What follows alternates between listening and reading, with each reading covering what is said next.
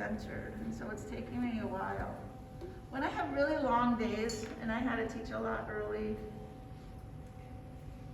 it's hard for me to center my mind too on each of these activities, you know, that clay demands. That's better, see?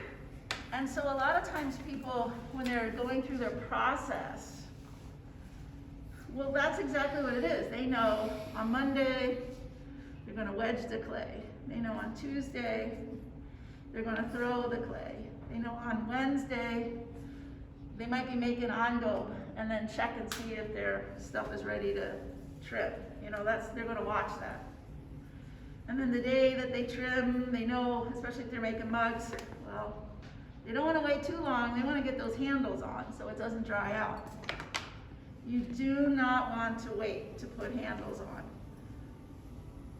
I always recommend getting the handles on the day that you trim.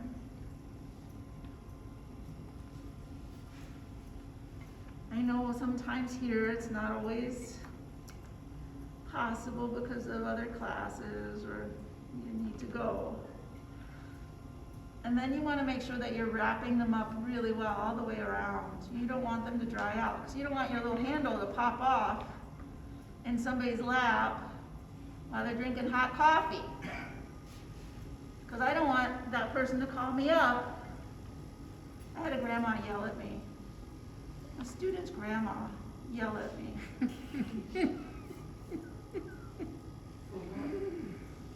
Because they didn't put their handle on right. Like I put the handle on. I told them that they needed to talk to their granddaughter and find out what she was doing. It wasn't my fault, I didn't put it on.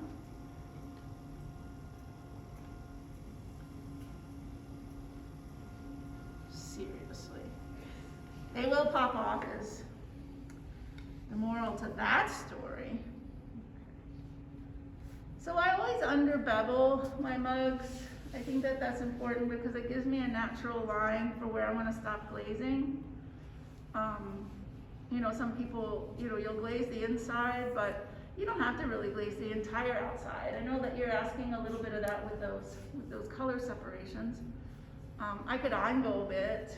I wouldn't engobe it until after I put a handle on it, personally, but I suppose you could, but I wouldn't. So here is my cups, cup 1, cup 2. They're similar but different. Oh yeah, I knocked into this one. This one's kind of got a funny little, that'll be fine. Okay, so then I have to get my clay. So I have 2 pieces of clay. I have this clay, and I have the clay down there. This clay, this little chunk of clay, I've been saving for a couple weeks, and I keep it wrapped up. I don't take it out very often. But this is the clay that I'm babying, because it's super plastic and it's old. Old stuff is good. Old stuff is plastic. So sometimes what you have to do is dig to the bottom of the barrel. You know, in these barrels, move some of the clay around. Get some of the older stuff for making handles. This is the clay that I wedged up today, and I'm gonna go wedge this clay right now so that you can watch me. I normally wedge about 2 pounds of clay. Sorry, Chris. I normally wedge about 2 pounds of clay because it's easier. This feels a little smaller. This feels like a pound. But it's super plastic. It's super plastic. I feel it in my hands.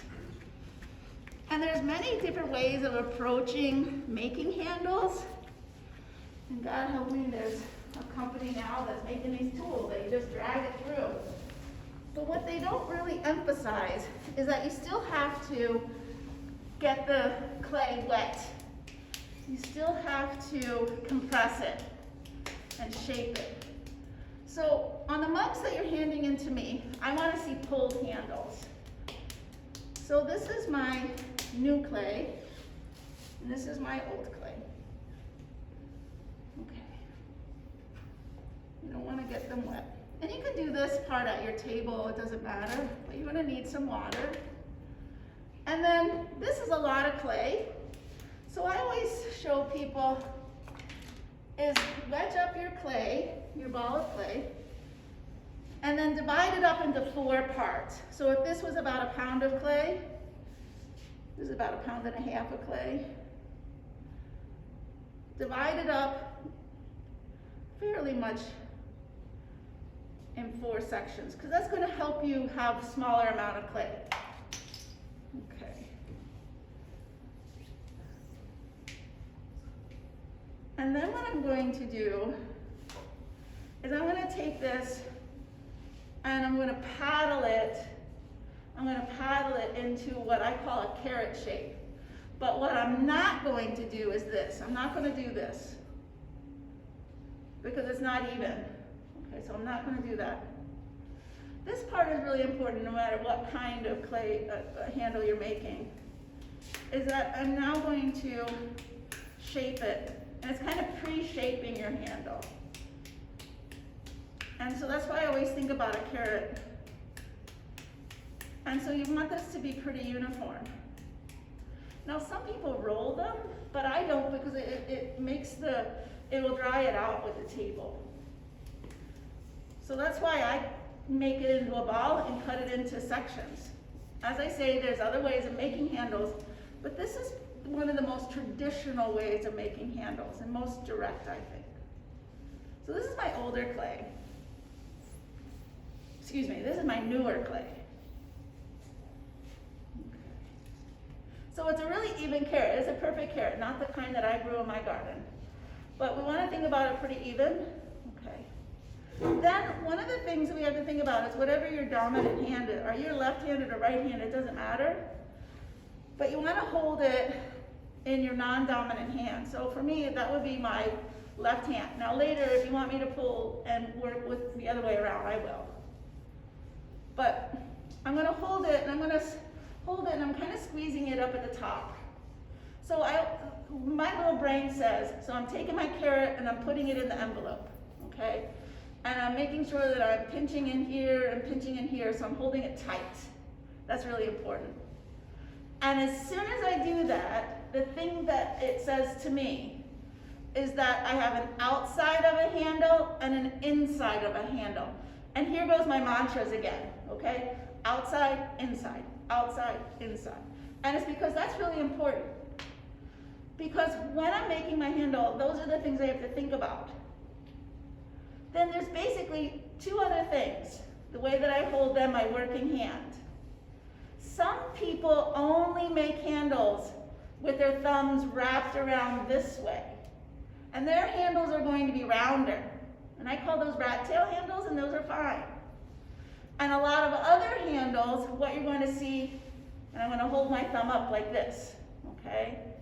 You're going to see something that it looks more narrow, like almost like an oblong slab, and thinner, okay? And that's the way I like to make my handles, but rat tails are fine too. We also want to leave a little extra clay towards the top and a little bit tapered towards the bottom. And then the last thing, we have to make sure when we pull it long enough so that it fits onto our cup, and when it shrinks, an adult human person can pick it up. And there's lots of ways, and we can talk about that another time, lots of different ways that people pick up cups. But we have to think about how we're going to pick this cup up, and that clay shrinks. So now I'm holding it, and I'm holding it right in front of me. And the first thing I'm going to think about is that I need to get this wet, okay? So I'm going to get my hand nice and wet, and I'm going to get the carrot wet. So what I have to do is I'm going to have my thumb up. So my thumb is going to be up, and my finger is in the back. And now my clay is holding it. So I just can't like turn my body any more than this. Okay? So what I'm doing is now thumb up in the front, thumb up in the back. Whatever I do in the front, I have to do in the back. Front, back, front, back. Front, back. Front, back. Front, front, fine. Front, back, back, fine. Okay? But whatever you do in the front, you have to do in the back, because the whole mission is to make it even. But now doing that, one of the things that's happened is that I'm starting to flare it out, and I always say, well, now it's at the tongue stage. I used to call it Mick Jagger, but now I don't know, half the people in the room might not know who that is. So anyway, so now what I have to do is I have to bring it in. So that's where that rat tail is. So now my thumb is going to go this way.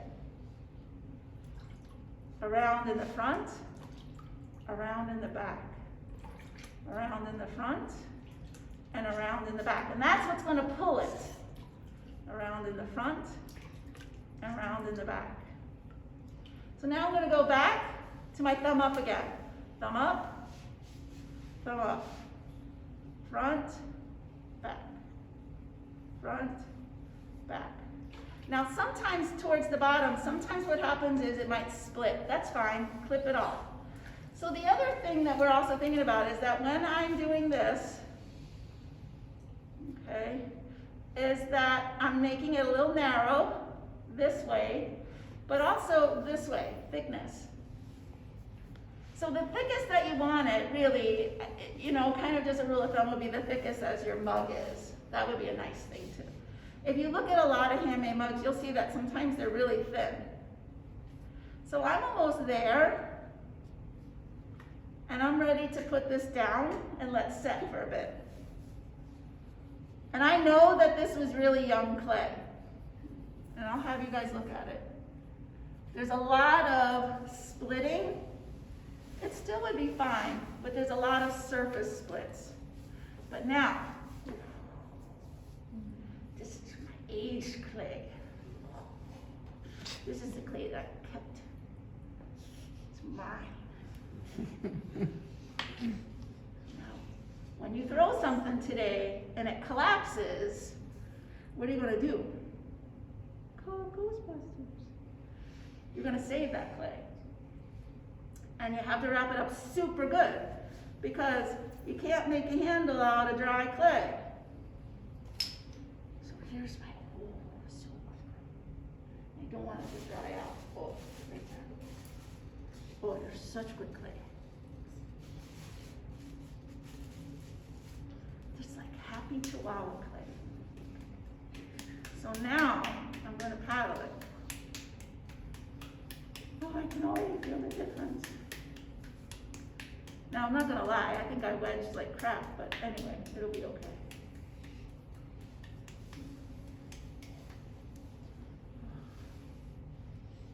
When you say that you can feel that it's more plastic, Well, do you want to feel it? like, well, just what do you mean by that? So what I mean is that it's going to be flexible and stretchy, and it's not going to crack, and it's just going to be amazing, and it's just going to be blah, blah, blah, blah, okay? Perfect, okay. This clay, there's nothing flexible and crazy about it. Okay. It's a little stiffer. And that's why you see the surface splitting. And that's why you see the surface Okay. splitting. Now, you can help clay like this, wet it up and wedge for a day, but none of you are going to do that. Wedging helps plasticity, Okay. okay? But none of you are going to do that. So I know better. Wedging, slamming. The old potters used to slam clay a lot more. You know how I get you to do in the brick? If you watch an old video, especially from like England, you see them pound, cut, pound, cut, pound, cut. That process is folding in the clay and adding plasticity to it. Okay. So now, up in the front, up in the back, up in the front, up in the back, up in the front, up in the back. Bring it in the front, bring it in the back. And so it really is about, even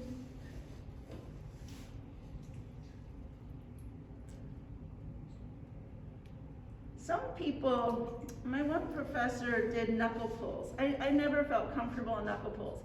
So instead of using their hands this way, they use their knuckles like this. And I will tell you, he was the size of a sheer mountain, and it might have just fit better. He had, monster mitt hands. But doesn't work for me. Oh, do you see that? Oh, okay. That's good. So now, I'm gonna set it here, and I want you to see the difference. Get up, come and see my clay. Come and see my handles. Do you see all those? It's like ridges and everything in there. Okay. Okay. So now I only made one handle so far, but I'm gonna quick make another one. Is this my good? Oh.